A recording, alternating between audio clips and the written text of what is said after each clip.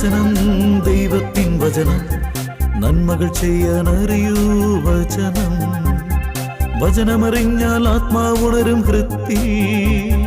വചനം വചനം ദൈവത്തിൻ വചനം.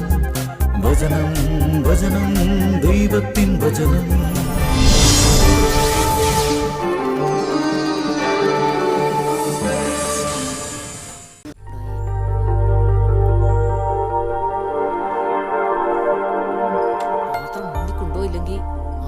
എവിടെയെങ്കിലും നിന്ന് നോക്കുന്നുണ്ടാവും.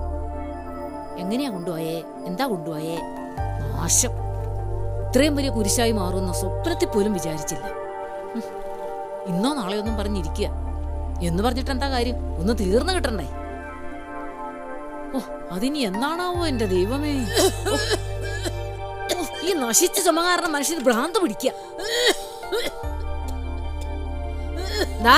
വേണമെങ്കിൽ എടുത്ത് കഴിക്ക. എല്ലാം വാരി വലിച്ച് അവിടെ മുഴുവൻ ഇടരുത്. മോളെ, കുറച്ച് വെള്ളം കുടിക്കാൻ താ മോളെ. വെള്ളം ആ കാര്യം മാത്രം പറഞ്ഞേക്കരുത്. വേറെ എന്തു വേണമെങ്കിലും പറഞ്ഞു. വെള്ളം അതങ്ങ് മനസ്സിൽ വെച്ചാ മതി. എനിക്ക് ദാഹിച്ചിട്ടാ മോളെ. അയ്യോ, എത്ര ദാഹിച്ചാലും വിശന്നാലും ശരി. ദേ തള്ളേ, വെള്ളവും ഭക്ഷണവും തരുന്നതേ എപ്പ വേണം, എങ്ങനെ വേണമെന്ന് ഞാൻ തീരുമാനിക്കും. അവിടെ എവിടെയെങ്കിലും അടങ്ങി കിടന്നോണം. ഒരു ദാഹം വാരി വലിച്ച് അതും ഇതൊക്കെ കഴിക്കുകയും കുടിക്കുകയും ചെയ്തിട്ടേ മുറി മുഴുവൻ വൃത്തികേടാക്കാനായിട്ട്. എന്തിനാ മോളെ അത്രയ്ക്ക് ദേ, എന്റെ വായിലിരിക്കുന്ന വല്ല നിങ്ങൾ കേൾക്കും. വല്ലപ്പോഴെങ്കിലേ ഈ മുറി ക്ലീൻ ചെയ്യുന്നതേ കാശ് കൊടുത്ത് പുറത്തുനിന്ന് ആളെ കൊണ്ടുവന്നിട്ടാ. അതറിയുമോ നിങ്ങക്ക്? കുറച്ച് മതി മോളെ, ഒന്ന് ചുണ്ട് നനയ്ക്കാനാ. അല്ലേ, ഞാൻ ഈ പറയുന്ന മുഴുവൻ നിങ്ങളുടെ ചെവിയിലോട്ട് കേറുന്നില്ലേ? അങ്ങനെ ഇപ്പൊ ചുണ്ട് നനയ്ക്കണ്ട. നാവ് വരണ്ടിട്ടാ മോളെ. ഇങ്ങനെ ഒരു നാശം പിടിച്ച തള്ള. ജീവിതകാലം മുഴുവൻ അവളെ ആദരിക്കണം. അമ്മയുടെ ഹിതം നോക്കണം. ഒരിക്കലും അവളെ വേദനിപ്പിക്കരുത്. തോബിത്ത് 4-ാം അധ്യായം 3-ാം വാക്യം. നശിപ്പിക്കാനായിട്ട് തള്ളക്കുട്ടിയെ തോറ്റല്ലോ എന്റെ ദൈവമേ. എന്നാണാവോ ഇതിനെ മേലോട്ടെടുക്കുന്നത്? എന്തിനാടി, എന്തിനാ രാവിലെ ബഹളം ഉണ്ടാക്കുന്നത്? എങ്ങനെ ബഹളം ഉണ്ടാക്കാതിരിക്കുന്നേ? അമ്മാതിരി ആഗ്രഹങ്ങളല്ലേ നിങ്ങളുടെ തള്ളക്ക്? ഇന്നെന്താ പ്രശ്നം? പതിവ് വല്ലത് തന്നെ, ദാഹം. കുറച്ച് വെള്ളം കൊടുക്കായിരുന്നില്ലേ? ആഹാ, ഇത് പിടിച്ചാലും വലുതാണല്ലോ, അളയിലിരിക്കുന്ന പറഞ്ഞ പോലെ ആയല്ലോ. ദേ മനുഷ്യനെ, എന്നിട്ട് അതിന്റെയൊക്കെ ആര് വൃത്തിയാക്കും? അതിന് നീ അല്ലല്ലോ വൃത്തിയാക്കുന്നത്. ആ മറിയ ചേർത്തിയോ ഏലി ചേർത്തിയോ വിളിച്ചാ പോരെ? വിളിച്ചാ പോരെന്ന് എന്റെ മനുഷ്യനെ. എന്നിട്ട് വേണം അവറ്റകള് നാട് നീളെ പറഞ്ഞു നടക്കാൻ. നമ്മളിവിടെ നിങ്ങളുടെ തള്ളിയെ ഈ പഴയ വീട്ടിൽ അടച്ചിട്ടിരിക്കുകയാണെന്ന്. അതും ഒരു കാര്യമല്ല, അതാണ് കാര്യം. അതുകൊണ്ടാ മാസത്തിലൊരിക്കലേ ഞാൻ എന്റെ നാട്ടിൽ നിന്ന് ആ ക്ലാരച്ചേടത്തിയെ വിളിച്ചുകൊണ്ടെന്ന് ക്ലീൻ ചെയ്യിക്കുന്നത്. എന്നും ക്ലീൻ ചെയ്യുന്നതിന്റെ ചെലവും വരില്ല. മനസ്സിലായോ? അതുകൊണ്ടാ വെള്ളവും ഭക്ഷണവും ഒന്നും അധികം കൊടുക്കാത്തത്. അങ്കി കൊടുക്കണ്ട, നീ നിന്റെ ഇഷ്ടം പോലെ ചെയ്യ്. അല്ലെങ്കിൽ 2 മാസം മുമ്പ് ആ ചുമയ്ക്ക് വാങ്ങിയ മരുന്നില്ലേ, അതെടുത്തു കൊടുക്ക. പിന്നെ ഞാൻ മരുന്ന് കൊടുക്കാൻ അതിനകത്തോട്ട് കയറാൻ പോവാ. മാത്രമല്ല, കഴിഞ്ഞ ആഴ്ച രാത്രിയിലേ ആ പട്ടി കിടന്ന് ഭയങ്കര കൊരയായിരുന്നില്ലേ? അപ്പൊ ഞാൻ ആ മരുന്ന് ബാക്കി ഉണ്ടായിരുന്നത് ചോറിനകത്തൊഴിച്ച് പട്ടിക്ക് കൊടുത്തു. അപ്പോഴാവും നടങ്ങിക്കിടന്നത്. അല്ല, ഈ പറഞ്ഞ പോലെ ചേട്ടനിത് അങ്ങോട്ടാ? ഞാൻ കഴിഞ്ഞ ദിവസം പറഞ്ഞില്ലേ, ആ കുറച്ച് റബ്ബറും പ്ലാവും തേക്കും ഒക്കെ ആയിട്ട് ഒരു പറമ്പ് വാങ്ങിയത്. അതിന്റെ 1-2 പേപ്പർ കിട്ടാനുണ്ട്. അല്ല, അതിന്റെ കാശ് കംപ്ലീറ്റ് നമ്മൾ കൊടുത്തതല്ലേ? പിന്നല്ലാതെ ആരെങ്കിലും അവരുടെ മുതല് തരുമോ? ദേ, നീ ഇവിടെ നിൽക്കാതെ അകത്ത് പോ. അപ്പൊ പിന്നെ ഇത് കേക്കണ്ടല്ലോ. എന്റെ അമ്മോ, എവിടെ പോയിരുന്നാലും കേക്കാ ഇത്. ഞാൻ അകത്ത് എവിടെയെങ്കിലും പോയിരുന്നേ ആ ഹെഡ്സെറ്റ് എടുത്ത് ചെവി വെച്ച് പാട്ട് കേട്ടോളാം. പിന്നെ ജ്യൂസ് മുഴുവൻ കുടിച്ചായിരുന്നോ? ഒരു ഗ്ലാസ് കുടിച്ചു. ബാക്കിയുള്ളത് ഞാൻ കുടിച്ചോളാം. മോളെ, കുറച്ച് വെള്ളം താ മോളെ. നാശം പിടിക്കാനായിട്ട്. ചേട്ടൻ പോകാൻ നോക്കിയേട്ടാ. അല്ല ഈ കാർ എടുക്കുന്നില്ലേ? ആ ഞാൻ ആ ഇന്നോവ ഉണ്ടാക്കോളാം. ആ ആ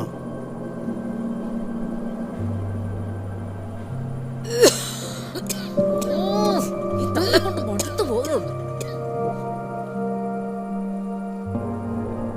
ഏത് നേരം ഈ കൊര തന്നെ കൊര.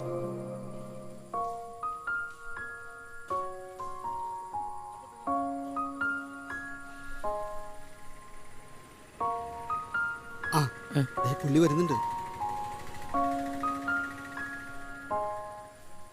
ഇനിയിപ്പോ നമ്മൾ ഈ കാര്യം പറയുമ്പോൾ പുള്ളിക്ക് ഇഷ്ടപ്പെടാതെ വരുമോ? എന്ന് കരുതി ഇതിനകത്ത് ഇടപെടാതിരിക്കാൻ പറ്റുമോ? ഞാൻ തുടങ്ങി വയ്ക്കാം, പിന്നാലെ നീയും കൂടിയാൽ മതി.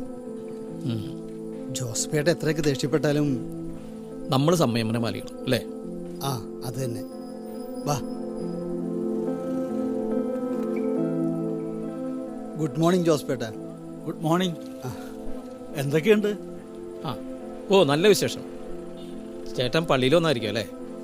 അല്ല, ഞാനിവിടെ പുതുതായി പണിയുന്ന ബിൽഡിങ്ങിൻ്റെ കോൺട്രാക്റ്റ് എനിക്കാ. അപ്പം ഇതുവഴി പോയപ്പോൾ അച്ഛൻ്റെ അടുത്തൊരു കാര്യം സംസാരിക്കാൻ കയറിയതാ. ഞാനിവിടെ വരുമ്പോൾ നിറയെ വണ്ടികളായിരുന്നു. അതാ ഞാൻ വണ്ടി ഇവിടെ പാർക്ക് ചെയ്തത്. എങ്കിൽ പിന്നെ ഞാനങ്ങ്. അല്ല ഏട്ടാ, അതേ. എന്തേ? എന്നോടെന്തെങ്കിലും പറയാനുണ്ടോ? അതെ, അത് ചേട്ടാ, ഞങ്ങളത് പറയുമ്പോൾ ചേട്ടനതിപ്പോൾ എങ്ങനെ ഉൾക്കൊള്ളുമെന്ന് ഞങ്ങൾക്കൊരു. അല്ല, ഈ ജോയി മാഷ് അങ്ങനെ പറയുന്നതിൽ കാര്യമുണ്ടേ. ഞങ്ങൾ പറയാൻ പോകുന്നതേ അങ്ങനത്തെ ഒരു കാര്യമാണ്. എന്താടാ ഇത്ര വലിയ കാര്യം? എന്താണെങ്കിലും നിങ്ങൾ പറയൂ. പറയാതെ ഇഷ്ടപ്പെടുമോ ഇല്ലയോ എന്ന് ഞാൻ അങ്ങനെ പറയും. അതായതേ, ജോസഫേട്ടൻ്റെ അമ്മയെക്കുറിച്ചാണ് ഞങ്ങൾക്ക് സംസാരിക്കാനുള്ളത്. എൻ്റെ അമ്മയെക്കുറിച്ചോ? അമ്മയെക്കുറിച്ച് എന്ത് സംസാരിക്കാൻ? അത് പിന്നെ ജോസ്പേട്ട, ചേട്ടൻ്റെ അമ്മ അസുഖമായിട്ട് കിടപ്പിലാണല്ലോ. അതെ. അസുഖമായിട്ട് അവശയായി കിടക്കുന്ന അമ്മയെ ആ പഴയ വീട്ടിലെ കുടിച്ചുമുറിയിൽ അടച്ചു പൂട്ടിയിട്ടിരിക്കുന്നത് ശരിയാണോ? അത്രയും വലിയ വീട്ടിലേ നിങ്ങൾ താമസിക്കുമ്പോൾ അമ്മയെ മാത്രം അങ്ങനെ മാറ്റി താമസിപ്പിക്കുന്നത് മോശമല്ലേ? അതുകൊണ്ട് എത്രയും വേഗം ആ പാവം അമ്മയെ നിങ്ങൾ താമസിക്കുന്ന വീട്ടിലെ നല്ലൊരു മുറിയിലേക്ക് മാറ്റണം. നല്ലൊരു ഡോക്ടറെ കൊണ്ട് ചികിത്സിപ്പിക്കുകയും വേണം. കഴിഞ്ഞോ? അല്ല, കഴിഞ്ഞോന്ന്. അതെന്താ ജോസഫേട്ടൻ അങ്ങനെ ചോദിക്കുന്നത്? അല്ല, എൻ്റെ അമ്മ എൻ്റെ വീട്ടിലെ പഴയ കുടിസുമുറിയിൽ കിടക്കുന്നതുകൊണ്ടേ നിനക്കെന്തെങ്കിലും ബുദ്ധിമുട്ടുണ്ടോ? ഇല്ല. നിന്റെ കുടുംബക്കാർക്കോ? ഇല്ല. നിനക്കോ? എന്ത്? നിനക്കോ നിന്റെ കുടുംബക്കാർക്കോ ബുദ്ധിമുട്ടുണ്ടോന്ന്? എന്ത് ബുദ്ധിമുട്ടാ? പിന്നെ നിനക്കൊക്കെ എന്തിന്റെ കേടാടാ? ചേട്ടാ, അവരൊരു മനുഷ്യ സ്ത്രീയല്ലേ, അല്ലാതെ മൃഗമൊന്നുമല്ലല്ലോ. മനസാക്ഷി എന്നൊന്നും ഇല്ല ചേട്ടാ. ഇല്ല. എൻ്റെ അമ്മയെ എങ്ങനെ നോക്കണമെന്നേ നീയൊക്കെ എന്നെ ഉപദേശിക്കുന്നോ? ദേ ഒറ്റ ചവിട്ടിയാൻ തന്നുണ്ടല്ലോ. എന്നെ കൊണ്ടൊന്നും കൂടുതൽ പറയിപ്പിക്കുകയും ചെയ്യിക്കുകയും ചെയ്യരുത്. പ്രാർത്ഥനയും കുർബാനയും എന്നൊക്കെ പറഞ്ഞേ നീയൊക്കെ എവിടെ വേണമെങ്കിലും നടന്നോ. എന്നെ എൻ്റെ കുടുംബത്തെ നന്നാക്കാനോ ഉപദേശിക്കാനോ ദയവ് ചെയ്ത് നീ വരരുത്. ചേട്ടാ, ഞങ്ങളെ വഴക്ക് പറഞ്ഞ് വരട്ടിയെല്ലാം ഇതിൽ നിന്ന് പിന്തിരിപ്പിക്കാൻ ചിലപ്പോൾ ചേട്ടന് കഴിഞ്ഞേക്കും. പക്ഷേ സ്വന്തം അമ്മയെ അത് എണ്ണ ഓർക്കണം. ഇതെല്ലാം ദൈവം കാണുന്നുണ്ട്. ചേട്ടൻ മറക്കരുതത്. ഞാൻ മറക്കും. ദൈവത്തിന് അവിടെ ഇരുന്ന് കണ്ടാൽ മതി. ഇതേ അനുഭവിക്കുന്നതേ ഞാനും എൻ്റെ ഭാര്യയും മക്കളൊക്കെയാ. ഞാൻ പറഞ്ഞത് നിനക്കൊക്കെ മനസ്സിലായോ? ഇല്ല. എൻ്റെ കുടുംബത്തിലെ കാര്യങ്ങൾ തീരുമാനിക്കാനേ പ്രാർത്ഥനക്കാരുടെ സഹായവും സഹകരണവും ഒന്നും വേണ്ടെന്ന്. ചേട്ടാ, ഒന്ന് പോടാപ്പാ. തനിക്കു ശേഷം എന്ത് സംഭവിക്കുമെന്ന് പറയാൻ ആർക്കും സാധിക്കുകയില്ല. വരാനിരിക്കുന്നത് ആരും അറിയുന്നില്ല. എങ്കിലും ഭോഷൻ അതിഭാഷണം ചെയ്യുന്നു. സഭാപ്രസംഗകൻ 10-ാം അധ്യായം 14-ാം വാക്യം. ഒന്ന് മാറിയേ.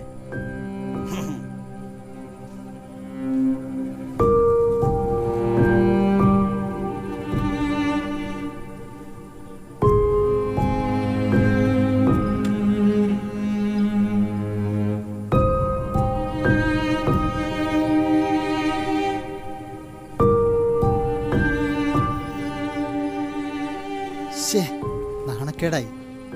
എന്ത് കണക്കേട്? നമ്മൾ പറയാനുള്ളത് പറഞ്ഞു.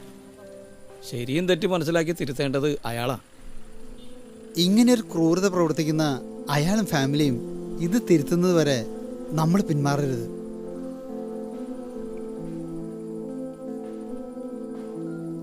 എന്തായി ഏട്ടാ പോയിട്ട്? അവന്മാര് ചതിച്ചു മേരി. ആര്? ആ റബ്ബർ തോട്ടം തന്നവരെ അവന്മാര് ചതിച്ചു. അതിൽ നമ്മൾ കബളിപ്പിക്കപ്പെട്ടു. അതിന്റെ കാര്യങ്ങളെല്ലാം കൃത്യമാണെന്നല്ലേ പറഞ്ഞത്? അതെ, പക്ഷേ നമ്മളത് കുറെ കൂടി ഡീറ്റെയിൽ ആയിട്ട് അന്വേഷിക്കണമായിരുന്നു. റബ്ബർ തോട്ടത്തിന്റെ രേഖകളൊന്നും വാല്യൂ ഇല്ലാത്തതാ.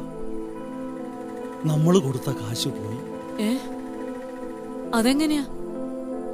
നമുക്ക് വിറ്റവരെ വർഷങ്ങൾക്ക് മുമ്പ് സർക്കാർ വക ഭൂമി കയ്യേറി റബ്ബർ നട്ടുപിടിപ്പിച്ചവരാ.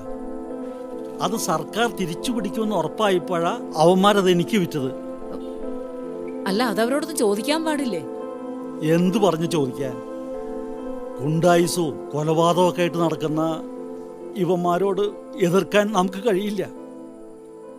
കുറഞ്ഞ വിലയിൽ റബ്ബർ തോട്ടം കിട്ടുമെന്ന് കേട്ടപ്പോൾ എടുത്തു ചാടി വാങ്ങരുതായിരുന്നു. കർത്താവ് പരദേശികളെ പരിപാലിക്കുന്നു, വിധവകളെയും അനാഥരെയും സംരക്ഷിക്കുന്നു. എന്നാൽ ദുഷ്ടരുടെ വഴി അവിടുന്ന് നാശത്തിലെത്തിക്കുന്നു. സങ്കീർത്തനങ്ങൾ 146 അധ്യായം 9 വാക്യം. ഇനിയിപ്പോ എന്ത് ചെയ്യും ചേട്ടാ?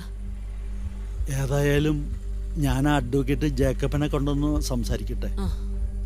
അങ്ങേരെന്ത് പറയുന്നു നോക്കാം.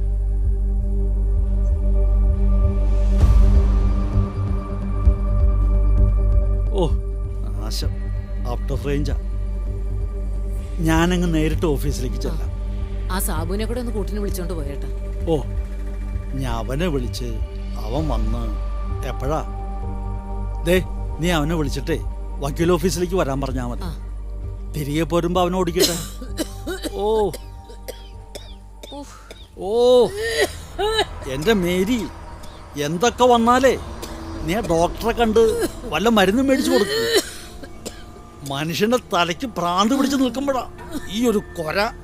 മോനെ ജോസപ്പാ, എന്താണ്? എന്താടാ മോനെ, എന്താ പറ്റിയേ? ഓ അതോ, ഞാനൊരു റബ്ബർ എസ്റ്റേറ്റ് മേടിച്ചു. അതിന്റെ സന്തോഷത്തില് ഞാൻ അവള് മേരിയോട് കാര്യങ്ങൾ സംസാരിക്കുക. മുറിയിന്ന് പുറത്തു പോലും ഇറങ്ങാൻ പറ്റില്ല. എന്നാലും ലോക വിവരങ്ങൾ മുഴുവൻ അറിയണം. നാശം. അപ്പനെയോ അമ്മയെയോ പ്രാകുന്നവന്റെ വിളക്ക് കൂരിരുട്ടിൽ കെട്ടുപോകും. സുഭാഷിതങ്ങൾ 20 അധ്യായം 20 വാക്യം. ചേട്ടൻ ചേട്ടന്റെ വഴിക്ക് പോകാൻ നോക്കിയേട്ടാ. ഞാൻ ആ സാബുവിനെ ഒന്ന് വിളിക്കട്ടെ. നേരെ വക്കീലിന്റെ ഓഫീസിലേക്ക് അങ്ങ് പോയാൽ മതിയായിരുന്നു. ആ മതിയായിരുന്നു. ഇതുവഴി പോയപ്പോ ഇവിടെ കയറി നിന്നെ കണ്ട് കാര്യങ്ങൾ പറയാമെന്ന് വെച്ച് കയറിയതാ. എങ്കിൽ ഞാൻ ചെല്ലട്ടെ. ഓ ചേട്ടൻ ചെല്ലേട്ടാ.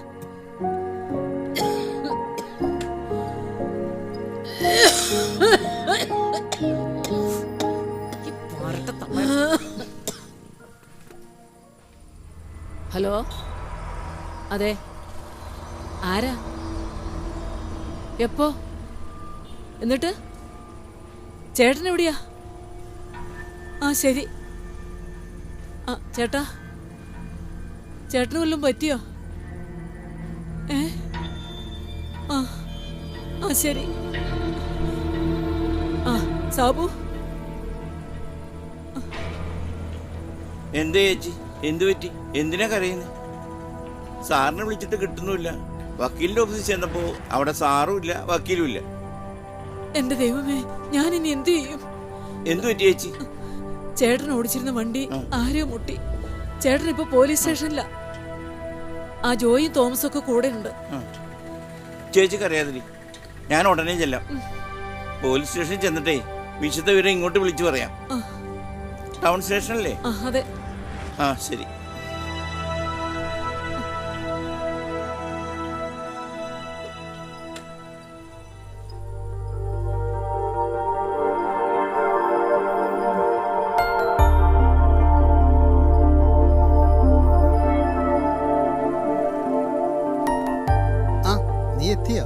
ആ എടാ ഒരു മിനിറ്റ്, ഈ പൈപ്പേ അടി പൊട്ടിയിരിക്കുക, വാൽവ് ഒന്ന് അടച്ചിട്ട് വരാം. ആ ദേ ഇപ്പൊ വരാം. ആ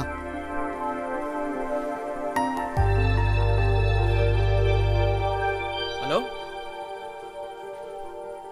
ഞങ്ങളിപ്പോൾ ഇവിടെ നിന്ന് ഇറങ്ങും. ജോലി വിട്ടേന്നേ.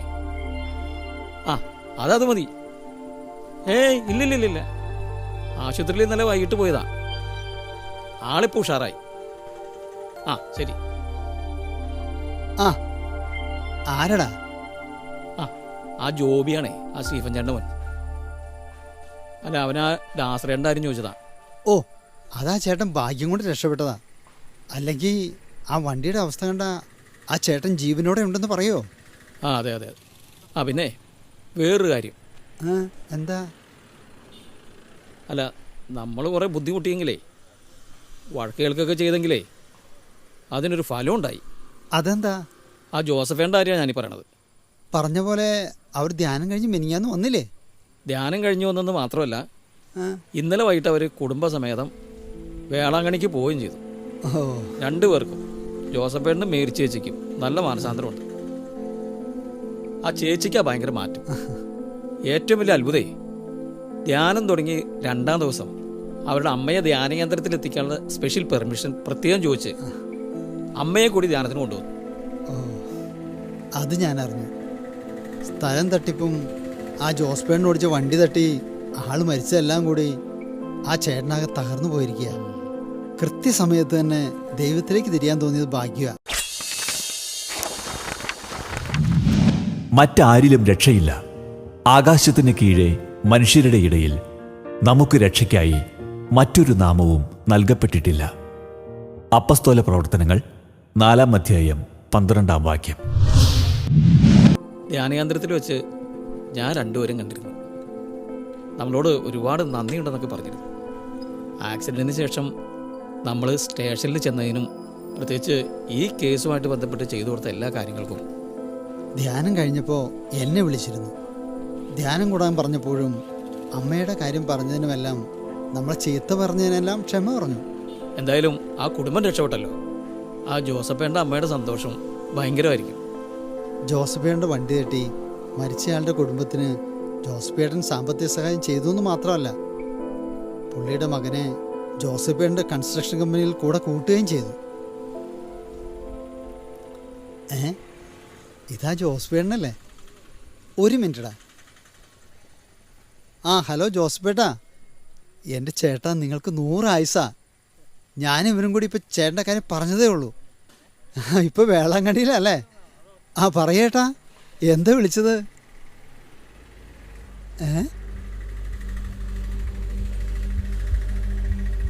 എപ്പോഴാ? ആ ശരി, ആ ശരി ഏട്ടാ. ഇവിടുത്തെ അറേഞ്ച്മെൻറ്റ്സ് എന്താന്ന് വെച്ചാൽ ഞങ്ങൾ ചെയ്തോളാം. എന്താടാ, എന്തു പറ്റി?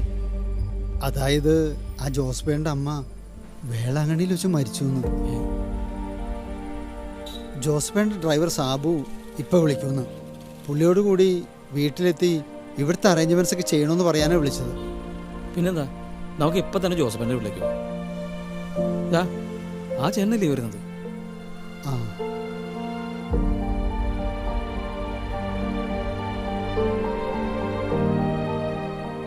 ആ സാബു ചേട്ടനല്ലേ? ആ ജോസഫേട്ടൻ ഇപ്പോൾ വിളിച്ചിരുന്നു. എനിക്ക് നിങ്ങളുടെ ഫോൺ നമ്പർ അറിയില്ലായിരുന്നേ. പിന്നെ അങ്ങനത്തെ ഒരു സാഹചര്യത്തിൽ സാറിനോട് വീണ്ടും വിളിച്ച് ഫോൺ നമ്പർ ചോദിക്കുന്നത് ശരിയല്ലല്ലോ. അതുകൊണ്ടാണ് ഞാൻ ഇങ്ങോട്ട് വന്നത്. അതിനെന്താ ഏട്ടാ, വാ നമുക്ക് അങ്ങോട്ട് വീട്ടിലോട്ട് പോവാം. വാ.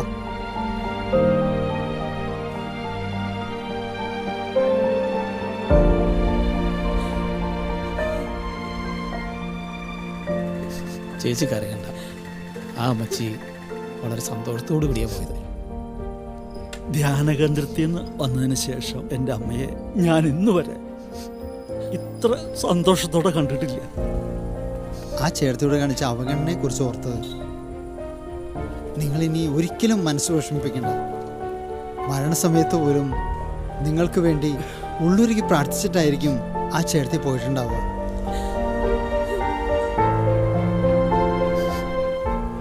ഞങ്ങളുടെ എല്ലാ നന്മകൾക്കും കാരണക്കാര് നിങ്ങളാണ്. നിങ്ങളെ ദൈവം അനുഗ്രഹിക്കും.